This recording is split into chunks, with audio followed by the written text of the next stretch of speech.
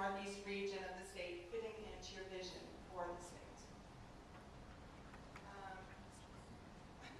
And then a surveys. I'm sorry. Why don't you guys keep it track? Come on. Have a little help out here. You know, one of the great joys of running for governor is that you do get to go out through the entire state. And not only is it, I think, probably the most beautiful state in the country, but it has the greatest people. And we had, to a certain extent, I think it's, you know, James Bond's 007 is a license to kill. Running for governor is a license to visit. And when I got to go out through Fort Morgan and Julesburg and go down to Julesburg and Holyoke and sit at people's kitchen tables and hear about their challenges and see what they're doing, right? All the level of innovation. We hear all the time about innovation in the technology sector or the cable sector. We don't realize that some of our dryland farmers are inventing right here in Colorado techniques by which we're able to grow plants with 20%, 30% less water than we were using 5 or 10 years ago, right? That's happening right in Colorado, and that should be part of our identity. We talk about rebranding the state as pro-business and yet also, you know, pro-community. We need to be able to talk about innovation everywhere that it happens. When I talk to citizens in Denver about water, right? The city's water utility, Denver Water, which I appoint the board, I don't control it, but we've been very careful in those board appointments. We cut the consumption of water by almost 20% in the last 6 years. That means if you're selling less gallons and you still got to replace your pipes, the price per gallon goes up. And people say, well, why are we paying more? Is it our stream of water? So wait a second. Maybe that water has other needs that are critical to Denver as well, right?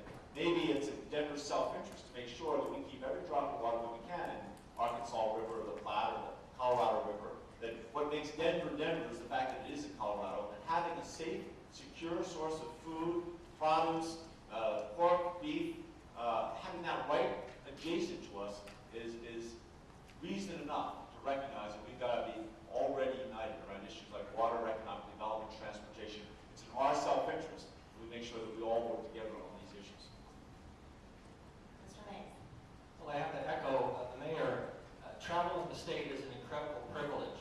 We put over 95,000 miles on 17 months, traveling mostly rural Colorado. Pretty easy to get around metro Colorado with a little airfare. We've done over 100,000 miles, and a lot of it has been in the Progressive 15 region, but it's been all around the state. And I think it's time the governor understood that this is one big state with a lot of diverse needs, from Julesburg down to Springfield, over to Cortez, and out to Craig. And I've been to all of these places, most of them multiple times, sometimes 4, 5, 6, 7 times out on the western slope.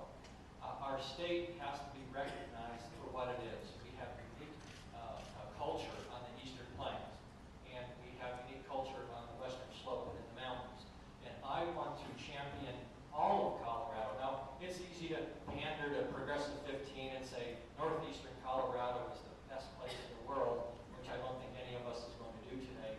But it's an important place, just like the rest of Colorado is an important place. And my job is to serve you. Is it not? My job isn't to be here to tell you what to do. My job is to listen to what you think is best for northeastern Colorado and then incorporate that into the grander strategy of how we make Colorado a great state.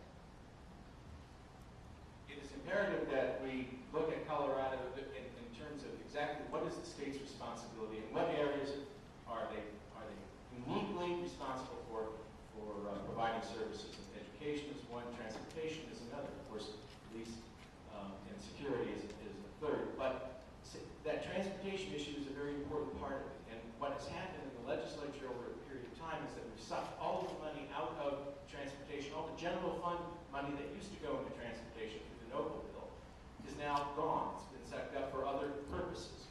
That's got to shift. We have to make sure that the money we collect from the sale, for instance, the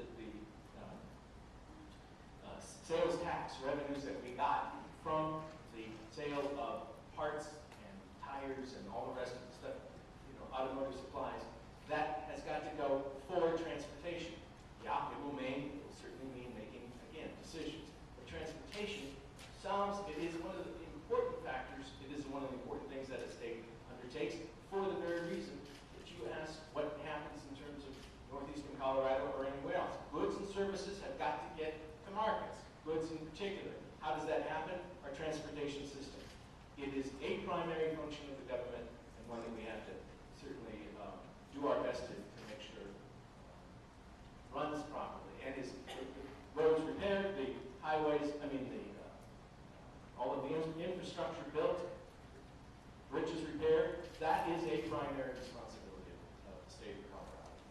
By the way, speaking of water issues, just heard, I don't know if any of you listened coming up here to the radio, but they're talking about a brand new